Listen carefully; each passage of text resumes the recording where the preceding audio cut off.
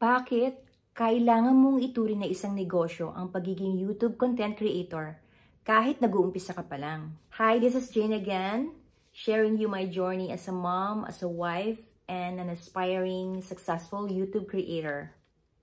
Isa ka rin ba sa mga marami nang gustong magsimula talaga na maging YouTube creator? Or maybe nasimulan mo na, YouTube creator ka na, marami ka na mga videos na shinare sa YouTube, pero yung growth mo, hindi mo pa talaga maramdaman yung success. Maaaring marami sa atin na nag-iisip na ang pag-YouTube ay isang pastime lang or hobby or you just wanna express your passion. Pero kahit na pang-hobby mo lang or pang-passion mo lang, kailangan isipin mo rin na ang pinasok mo ay may isang magandang potensyal na pagkakakitaan. It's true. Maraming pwedeng pagkakitaan sa pagkakaroon ng isang YouTube channel.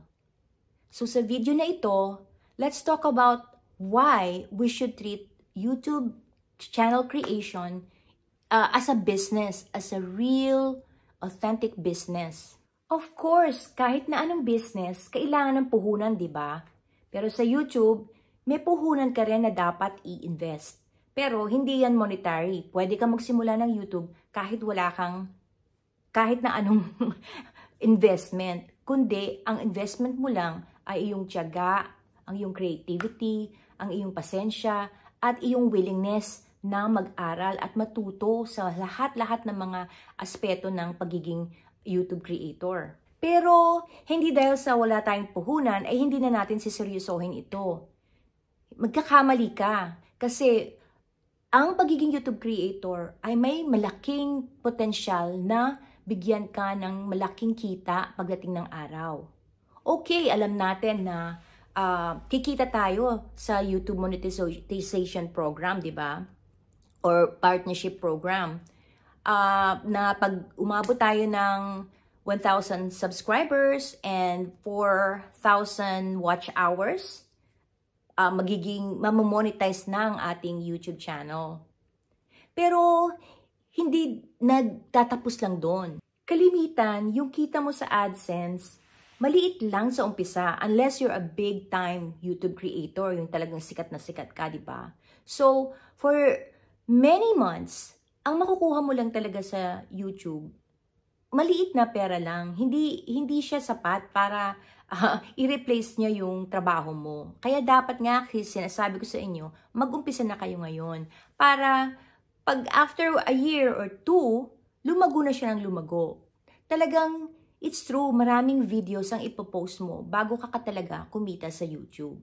Kaya yung iba, kagaya ko noon, nag-umpisa ako, wala pang 20 yung videos na i-post ko. Feeling ko ang dami-dami ko ng hirap at wala naman ako napapala. Kaya tumigil ako. Pero mali pala ako.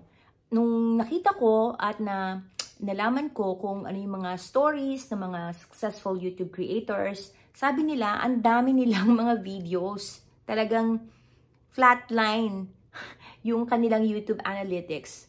Ang dami nilang videos na ipinost bago sila napansin ng YouTube at saka bumulusok yung views nila after some time. So, kailangan matyaga ka talaga. It's not a sprint, sabi nila, kundi it's a marathon. Talagang matagalan ang pagtsatsaga dito sa YouTube.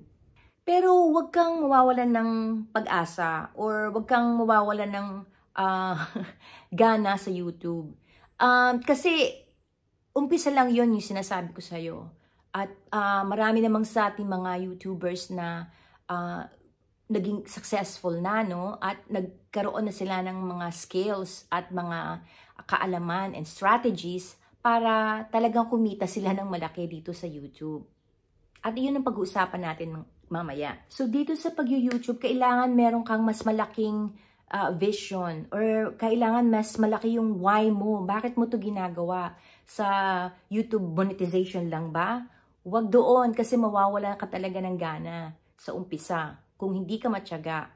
At pag wala kang big why or big vision, mababurnout ka kasi gawa ka ng video tapos wala namang nangyayari, di ba?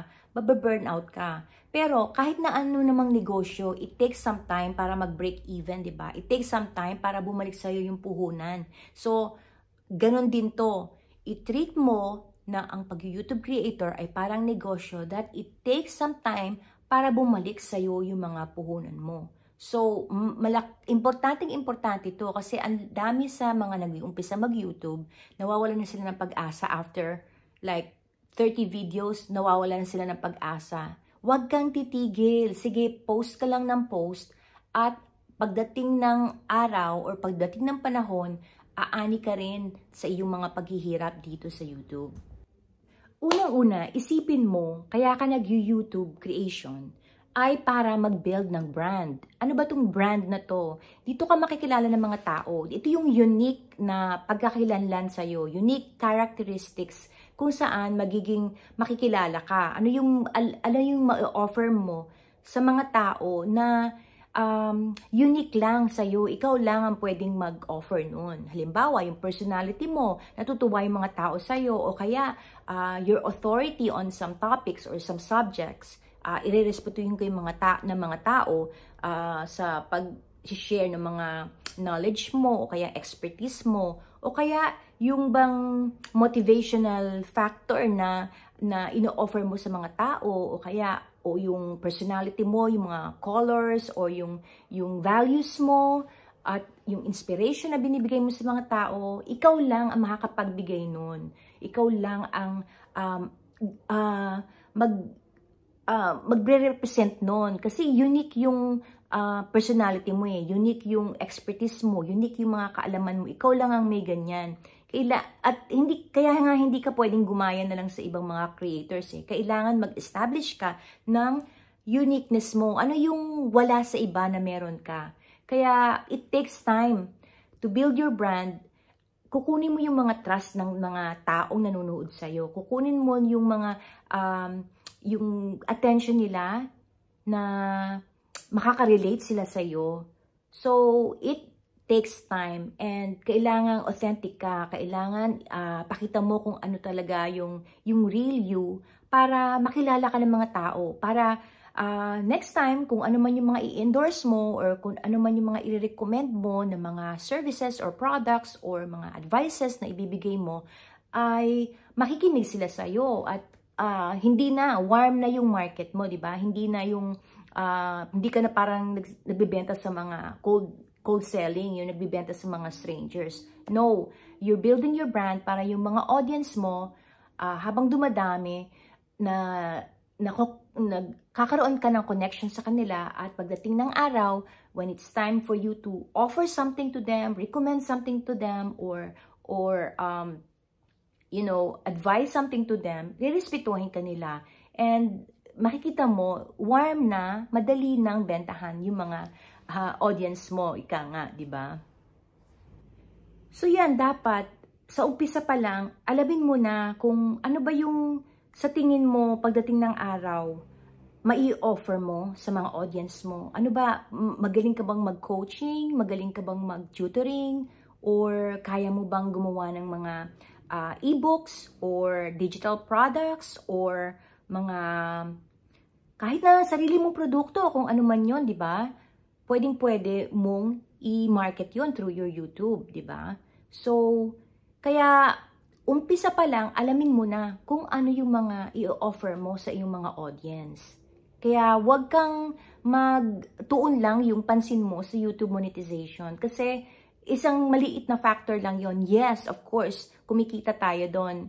Why not, di ba? Kung sa pag-build natin ng ating mga ibang negosyo ay kumikita pa rin tayo sa YouTube monetization. That's a big benefit for us. Pero wag lang doon mo ituon ang iyong goal. Dahil may mga malalaki pang mga goals na pwedeng-pwede talagang magbigay ng success sa'yo sa iyong YouTube channel creation. Isa na rito ang affiliate marketing.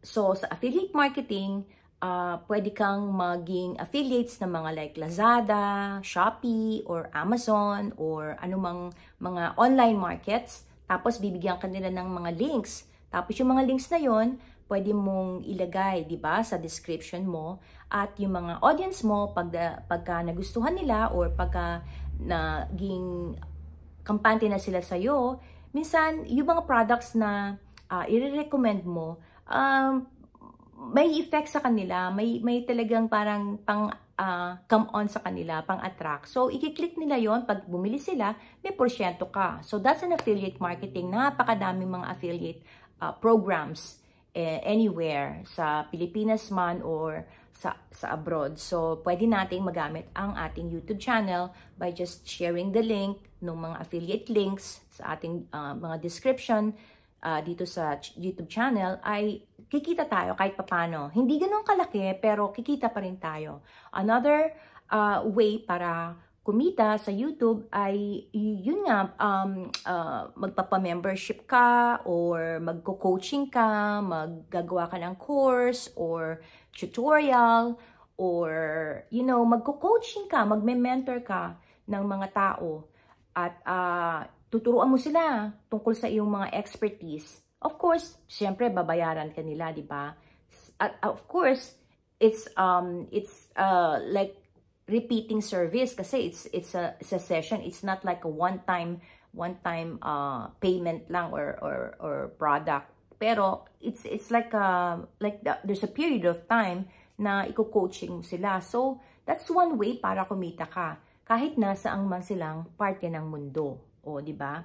Another way is for you to produce a digital product like ebooks or PDF, like how-tos, recipe books, cookbooks, or anything or children's books, kung ikaw ay mahilig gumawa ng mga stories para sa mga bata, o kaya mga homeschool materials, ay ang dami nang kumikita dyan.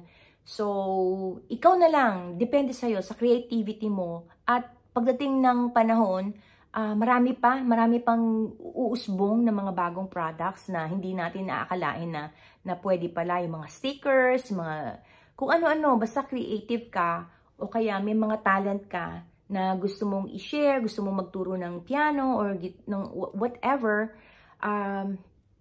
you can do it. At meron ka ng market kung may YouTube channel ka. Malaki yung market mo, madaling mag-scale pag online, syempre maramihan, at wala nang problema naman sa mga payment systems ngayon, di ba?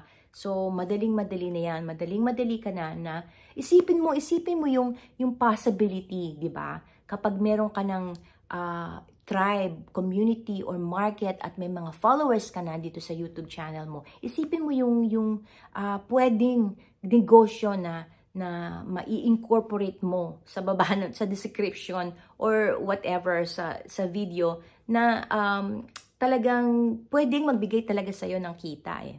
So, ano pang pwedeng... another one is yung merch store dito sa YouTube, no? O kaya kung may sarili kang online store, may yung Shopify store mo, pwede mong sama dito, i-promote, di ba? O kaya kahit na yung business mo talagang brick and mortar business, pwede mo talagang ipakilala sa mga tao yung sarili mong talagang business. O kaya meron kang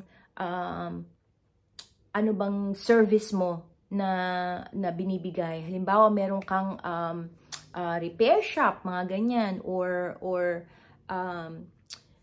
pwede kang magturuan yung mga tao na for example, mag-swimming, mag-horseback riding, vertical gardening, lahat yan. Ang dami mong pwedeng i-market dito sa YouTube. So, and in the future, dadami at dadami pa yan. So, gawin mo na ngayon na alam ko na you're busy and you're still full-time, working full-time, and pwede kang, pero kahit na anong liit ng time mo, umpisa mo na mag-create ng YouTube channel at magkaroon ka na ng roadmap na ito ay magiging isang full-time business mo pagdating ng araw. Kagaya rin ng ibang mga business, no? Kailangan mag-open ka. Kung hindi man araw-araw, yung mga time na in-expect ng tao na mag-post ka ng YouTube, ng video, kailangan mag-post ka. Kasi in-expect ka ng mga tao na meron silang mapapanood tungkol sa'yo, di ba? So, kailangan you're open for business. Ganun din, kailangan reliable ka or people can depend on your schedule. Kaya dapat consistency. Hindi ka titigil, hindi ka yung parang kung kailan mo lang feel na mag-post ng video, doon ka lang magpo-post. Hindi. Kailangan in your mind, this is your store. Kailangan you're open for business doon sa mga araw or mga oras na in-expect ka ng mga audience mo na magpo-post ng video. So, take it seriously. Don't take it haphazardly. Don't take it like, I know, it's also your hobby. But in addition to that, take it one notch higher. Isipin mo na business mo na talaga to. You are more committed, more than treating it as a hobby. Okay. It's also good that even if you are not earning much yet, or even if you are not earning at all, pero ito para dun sa mga at least kumikita na, or if you are spending in your filming, in your filming processes, if you're spending, kailangan ilista mo na rin yung mga expenses mo. Kaya kailangan nakalista yan, kung ano yung presyo, kung kailan mo binili, kung ano yon, description. So, pagdating ng araw, pwede mong isama yon, di ba? Ililista mo rin yung mga maliliit na kita mo sa umpisa para magkaroon ka na rin ng practice kung paano mo i-integrate yung accounting dun sa business mo pagdating ng araw. Practice na rin yun para pagdating ng araw na kumikita ka na, hindi ka mabibigla, di ba? Alam mo na kung paano maghawak ng mga accounting matters para sa magiging future business mo, ika nga, na hopefully talagang lumaki siya, no? Halimbawa, kasi pwede ka na mag-offer ng mga t-shirts, no? Pagdating ng araw, or mag-offer ng mga mugs na may tatak na design mo, na tatak ng logo ng channel mo, yung ganon. So, wag mo siyang lulustayin. Kailangan ikalap mo yung mga kita mo at wag mo siya i-reinvest mo dun sa para magkaroon pa ng growth yung business mo. Kaya, you really have to treat it like a business. Na hindi lang basta-basta side hustle to. You have to treat it like a business, yung accounting, yung ayos ng mga cash flows ng business mo, di ba? So pagdating ng araw, I know it's gonna be big, but at least alam mo na yung may mga kaalaman ka na sa mga bagay na yon, especially sa mga payment of taxes. Alam ko ang YouTube pag kumikita ka na, magbabayad ka pa rin ng tax, di ba? Hindi pwedeng hindi ka magbayad ng tax. So, at least sa mga maliliit na bagay, alam mo na yung mga dapat mong gawin para pag lumaki na yung kita mo, ay hindi ka mawala or ma-overwhelm. And lastly, very important, last but not the least important, and lastly, kapag alam mo na ang YouTube channel mo ay magiging business pagdating ng araw. So, magkakaroon ka ng idea kung anong mga videos na i-create mo, ano yung mga topics na i-create mo, ano yung niche na pwede mong i-incorporate sa mga videos mo. Kasi, you have visualized na di ba? Kung ano yung mga businesses na offerings na gusto mo, di ba? Na in the future. Pwede ka namang magbago, pero at least meron kang roadmap, di ba? Kung ano yung sinong gusto mong targetin. So, kung sino yung gusto mong mga targetin ng mga market mo, yun yung mga characteristics or profile ng mga audience na dapat mong i-attract. So, around those characteristics and interests, dun ka gagawa ng mga videos mo. So, isang magaling na strategy talaga yan, na isipin mo kung ano talaga yung business na gusto mo para ma-cater mo ang lahat ng mga videos na gagawin mo dun sa profile or sa mga interest or sa mga personality ng target market mo in the future sa iyong business, di ba? Okay, so this is it for now. At least na-share ko sa inyo some ideas kung bakit dapat sa umpisa pa lang ng iyong pag-YouTube channel ay i-treat mo na parang negosyo ang iyong YouTube channel creation. Sana may natutunan kayo at again, please don't forget to click like, subscribe, and share this video sa mga kakilala nyo na makakatulong, sa tingin nyo makakatulong tong video na ito. So, this is Mommy Jane saying the best is yet to come. Bye!